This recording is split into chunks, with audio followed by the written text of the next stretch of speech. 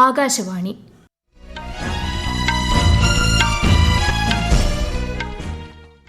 നമസ്കാരം. വാർത്തകൾ വായിക്കുന്നത് നിരഞ്ജന.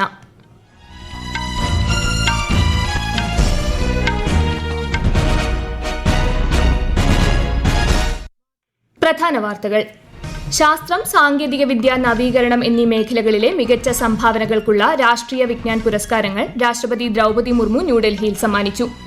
സമ്പദ്വ്യവസ്ഥയെ ശക്തിപ്പെടുത്തുന്നതിനുള്ള വിശാല ദൌത്യത്തിന്റെ ഭാഗമാണ് ഇന്ത്യ ന്യൂസിലൻഡ് സ്വതന്ത്ര വ്യാപാര കരാർ എന്ന് പ്രധാനമന്ത്രി നരേന്ദ്രമോദി. ദിത്വ ചുഴലിക്കാറ്റ് നാശം വിതച്ച ശ്രീലങ്കയുടെ പുനർനിർമ്മാണത്തിന് ഇന്ത്യയുടെ പൂർണ്ണ പിന്തുണ ഉറപ്പു നൽകി വിദേശകാര്യമന്ത്രി എസ് ജയശങ്കർ. കേരളത്തിൽ തീവ്ര വോട്ടർ പട്ടിക പരിഷ്കരണത്തിന്റെ ഭാഗമായുള്ള കരട് വോട്ടർ പട്ടിക പ്രസിദ്ധീകരിച്ചു. പരാതികൾ അടുത്ത മാസം 22 വരെ സമർപ്പിക്കാമെന്ന് മുഖ്യ തെരഞ്ഞെടുപ്പ് ഓഫീസർ. അമേരിക്കയുടെ AST space mobile Bluebird block 2 ഉപഗ്രഹം ISRO നാളെ വിക്ഷേപിക്കും. ഇന്ത്യ ശ്രീലങ്ക വനിതാ 2020 ക്രിക്കറ്റ് പരമ്പരയിലെ രണ്ടാം മത്സരത്തിൽ ടോസ് നേടിയ ഇന്ത്യ ഫീൽഡിംഗ് തിരഞ്ഞെടുത്തു. വാർത്തകൾ വിശദമായി. രാഷ്ട്രപതി ദ്രൗപദി മുർമു ഇന്ന് ന്യൂഡൽഹിയിൽ രാഷ്ട്രീയ വിജ്ഞാന പുരസ്കാരങ്ങൾ സമ്മാനിച്ചു.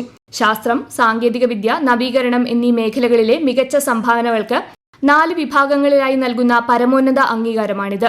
രാഷ്ട്രപതി ഭവനിൽ നടന്ന ചടങ്ങിൽ പത്മവിഭൂഷൺ ജയന്ത് വിഷ്ണു നാർലിക്കറിന് മരണാനന്തര ബഹുമതിയായി വിജ്ഞാനരത്ന അവാർഡ് നൽകി ആദരിച്ചു.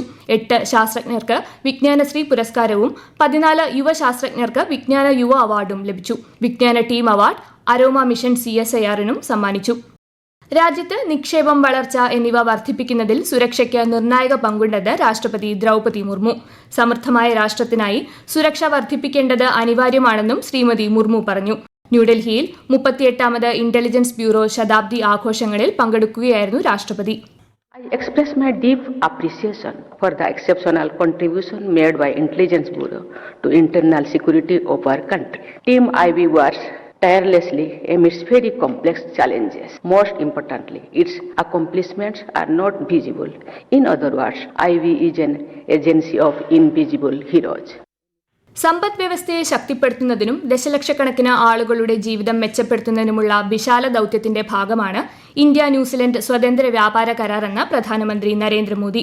ഇന്ത്യയുടെ വികസന യാത്രയിലെ ഒരു സുപ്രധാന നാഴികക്കല്ലാണിതെന്നും കേന്ദ്രമന്ത്രി പീയൂഷ് ഗോയലിന്റെ ലേഖനം സമൂഹമാധ്യമത്തിൽ പങ്കുവച്ചുകൊണ്ട് പ്രധാനമന്ത്രി പറഞ്ഞു. ഇന്ത്യയുടെ വ്യാപാര നയതന്ത്രത്തിൽ ഇന്ത്യ ന്യൂസിലൻഡ് വ്യാപാര കരാറിന്റെ സ്വാധീനം വ്യക്തമാക്കുന്നതാണ് ലേഖനം. ശ്രീലങ്ക സന്ദർശിക്കുന്ന വിദേശകാര്യമന്ത്രി എസ് ജയശങ്കർ ശ്രീലങ്കൻ വിദേശകാര്യമന്ത്രി വിജിത ഹെറാത്തുമായി കൂടിക്കാഴ്ച നടത്തി. ദിത്വ ചുഴലിക്കാറ്റ് നാശം വിതച്ച ശ്രീലങ്കയുടെ പുനർനിർമ്മാണത്തിന് ഇന്ത്യയുടെ പൂർണ്ണ പിന്തുണ അദ്ദേഹം ഉറപ്പു നൽകി. ശ്രീലങ്കയ്ക്കായി 450 ദശലക്ഷം രൂപയുടെ പ്രത്യേക പാക്കേജും ഇന്ത്യ പ്രഖ്യാപിച്ചു. ശ്രീലങ്കയിലെ വ്യാപാര സമൂഹവുമായും അദ്ദേഹം സംവദിച്ചു. അമേരിക്കയുടെ AST space mobile Bluebird block 2 ഉപഗ്രഹം വിക്ഷേപിക്കാനൊരുങ്ങി ISRO. ശ്രീഹരിക്കോട്ടയിലെ സതീഷ് ധവാൻ സ്പേസ് സെന്ററിൽ നാളെ രാവിലെ 8:54 വിക്ഷേപണം. ISROയുടെ LVM-3 M6 റോക്കറ്റാണ് ഉപഗ്രഹത്തെ ഭ്രമണപഥത്തിലെത്തിക്കുക. ലോ എർത്ത് ഭ്രമണപഥത്തിലെ ഏറ്റവും വലിയ വാണിജ്യ ആശയവിനിമയ ഉപഗ്രഹവും ഇന്ത്യയിൽ നിന്ന് LVM-3യിലൂടെ വിക്ഷേപിക്കുന്ന ഏറ്റവും ഭാരമേറിയ പേലോഡുമായിരിക്കും ബ്ലൂബേർഡ് ബ്ലോക്ക് 2. ഉപഗ്രഹത്തിലൂടെ നേരിട്ടുള്ള 4G 5G കണക്ടിവിറ്റി ആഗോളതലത്തിൽ ലഭ്യമാക്കുകയാണ് ദൌത്യത്തിന്റെ ലക്ഷ്യം.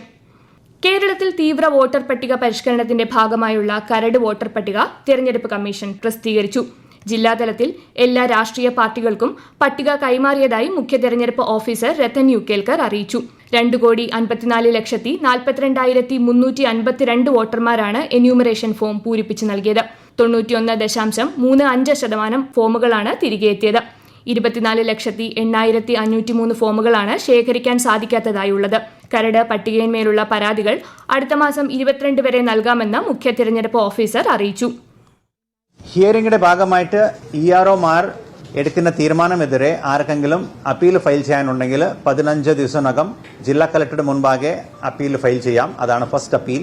ജില്ലാ കളക്ടർ എടുക്കുന്ന തീരുമാനമെതിരെ അവർക്ക് 30 ദിവസത്തിനകം ചീഫ് ഇലക്ടറൽ ഓഫീസറുടെ മുൻപാകെ കൂടി അവർക്ക് ഒബ്ജെക്ഷൻസ് അപ്പീൽ ഫയൽ ചെയ്യാൻ സാധിക്കും.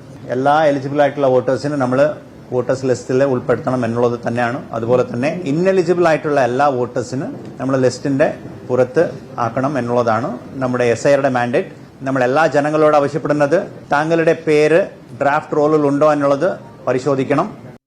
voters.eci.government.in, ceo.kerala.government.in എന്നീ വെബ്സൈറ്റുകളിൽ കരട് പട്ടിക ലഭ്യമാണ്. അന്തിമ വോട്ടർ പട്ടിക ഫെബ്രുവരി 21 പ്രസിദ്ധീകരിക്കും. ഛത്തീസ്ഗഡ്, മധ്യപ്രദേശ് സംസ്ഥാനങ്ങളിലും ഇന്ന് വോട്ടർ കരട് പട്ടിക പ്രസിദ്ധീകരിച്ചു.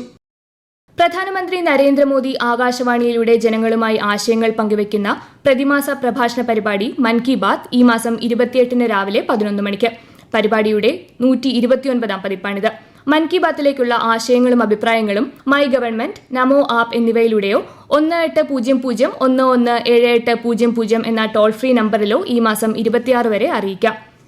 രാജ്യത്തിന്റെ മൊത്ത ആഭ്യന്തര ഉൽപാദനം സംബന്ധിച്ച വിമർശനങ്ങൾ പലപ്പോഴും കൃത്യമായ വിശകലനം നടത്താതെയാണ് ഉന്നയിക്കപ്പെടുന്നതെന്ന് മുഖ്യ സാമ്പത്തിക ഉപദേഷ്ടാവ് വി അനന്ത നാഗേശ്വരൻ. GDP, ഉപഭോക്തൃ വില സൂചിക, വ്യാവസായിക ഉൽപാദന സൂചിക എന്നിവയുടെ അടിസ്ഥാന പരിഷ്കരണത്തെക്കുറിച്ചുള്ള ശില്പശാലയിൽ സംസാരിക്കുകയായിരുന്നു അദ്ദേഹം. വർത്തമാനകാലത്ത് ഡേറ്റ ഉത്തരവാദിത്തത്തോടെ കൈകാര്യം ചെയ്യുന്നതിന് പൊതുനയം ആവശ്യമാണെന്ന് പരിപാടിയിൽ പങ്കെടുത്ത നീതി ആയോഗ് വൈസ് ചെയർമാൻ സുമൻ ബറി പറഞ്ഞു. ഈ വാർത്തകൾ ആകാശവാണിയിൽ നിന്ന്. ആകാശവാണി വാർത്തകളും വാർത്താധിഷ്ഠിത പരിപാടികളും All India Radio News Thiruvananthapuram YouTube ചാനലിലും All India Radio News Thiruvananthapuram Facebook പേജിലും AR News_ തിരുവനന്തപുരം ഇൻസ്റ്റഗ്രാം അക്കൌണ്ടിലും AR News_TVM X ഹാൻഡിലും ലഭ്യമാണ്. ഇന്ന് ദേശീയ കർഷക ദിനം.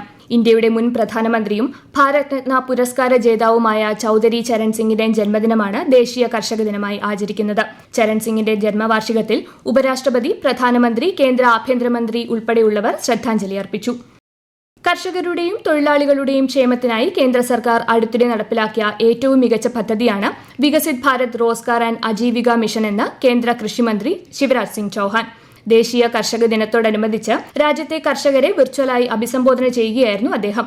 കർഷകരുടെയും തൊഴിലാളികളുടെയും ക്ഷേമത്തിനായി നിയമത്തിൽ ശക്തമായ വ്യവസ്ഥകൾ ഉൾപ്പെടുത്തിയിട്ടുണ്ടെന്നും കേന്ദ്രമന്ത്രി പറഞ്ഞു.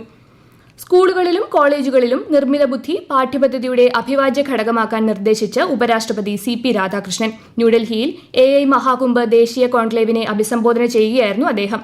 AIയെ നേരത്തെ പരിചയപ്പെടുന്നത് വിദ്യാർത്ഥികളെ വിമർശനാത്മക ചിന്തയ്ക്കും പ്രശ്നപരിഹാര കഴിവുകൾക്കും പ്രാപ്തരാക്കുമെന്നും ശ്രീ രാധാകൃഷ്ണൻ പറഞ്ഞു. Artificial intelligence should be an integral part of the curriculum in schools and colleges. Early exposure to AI will equip students with critical thinking, problem-solving skills, and future-ready competencies essential for technology-driven world. Artificial intelligence represents a landmark moment in the history of technological evolutions. India Sri Lanka വനിതാ 2020 cricket പരമ്പരയിലെ രണ്ടാം മത്സരത്തിൽ toss നേടിയ India fielding തിരഞ്ഞെടുത്തു. ഒടുവിൽ വിവരം ലഭിക്കുമ്പോൾ ശ്രീലങ്ക 7 ഓവറിൽ 2 വിക്കറ്റ് നഷ്ടത്തിൽ 47 റൺസ് നേടിയിട്ടുണ്ട്. 5 മത്സരങ്ങളുള്ള പരമ്പരയിൽ ആദ്യ മത്സരത്തിൽ ഇന്ത്യ ശ്രീലങ്കയെ 8 വിക്കറ്റിന് പരാജയപ്പെടുത്തിയിരുന്നു. അവസാന 3 മത്സരങ്ങൾ തിരുവനന്തപുരത്താണ് നടക്കുന്നത്. ദേശീയ തലസ്ഥാനത്ത് കനത്ത മൂടൽമഞ്ഞിനെ തുടർന്ന് നിരവധി വിമാന ട്രെയിൻ സർവീസുകൾ തടസ്സപ്പെട്ടു. 50ലധികം ട്രെയിനുകൾ 6 മണിക്കൂർ വരെ വൈകി ഓടുന്നതായി ഇന്ത്യൻ റെയിൽവേ ഡൽഹി ഡിവിഷൻ അറിയിച്ചു. കനത്ത മൂടൽമഞ്ഞിന് സാധ്യതയുള്ളതിനാൽ ഡൽഹി, ഹരിയാന, ചണ്ഡീഗഡ്, പഞ്ചാബ്, ഉത്തർപ്രദേശ് എന്നിവിടങ്ങളിൽ കേന്ദ്ര കാലാവസ്ഥാ വകുപ്പ് ഓറഞ്ച് ജാഗ്രത പ്രഖ്യാപിച്ചിട്ടുണ്ട്. ഉത്തരേന്ത്യയുടെ മറ്റു ഭാഗങ്ങളിലും വടക്കുകിഴക്കൻ മേഖലകളിലും മൂടൽമഞ്ഞിന് സാധ്യതയുണ്ട്. കേരളത്തിൽ സ്വർണ്ണവില സർവ്വകാല റെക്കോർഡിൽ. പവന് 1 ലക്ഷം കടന്നു.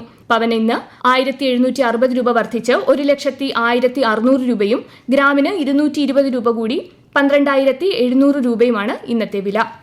മണ്ഡലപൂജയ്ക്ക് ശബരിമല അയ്യപ്പ വിഗ്രഹത്തിൽ ചാർത്താനുള്ള തങ്ക അങ്കിയും വഹിച്ചുകൊണ്ടുള്ള ഘോഷയാത്ര ആറന്മുള പാർത്ഥസാരഥി ക്ഷേത്രത്തിൽ നിന്ന് പുറപ്പെട്ടു.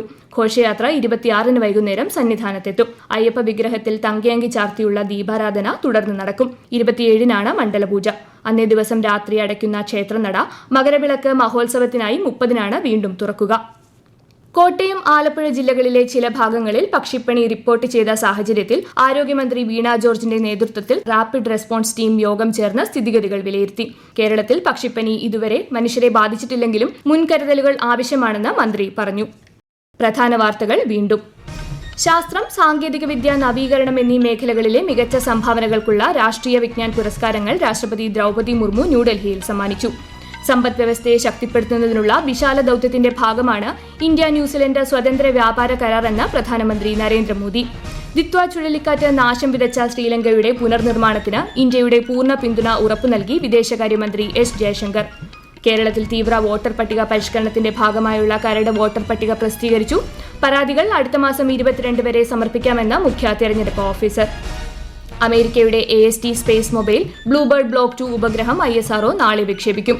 ഇന്ത്യ ശ്രീലങ്ക വനിതാ 2020 ക്രിക്കറ്റ് പരമ്പരയിലെ രണ്ടാം മത്സരത്തിൽ ടോസ് നേടിയ ഇന്ത്യ ഫീൽഡിംഗ് തെരഞ്ഞെടുത്തു.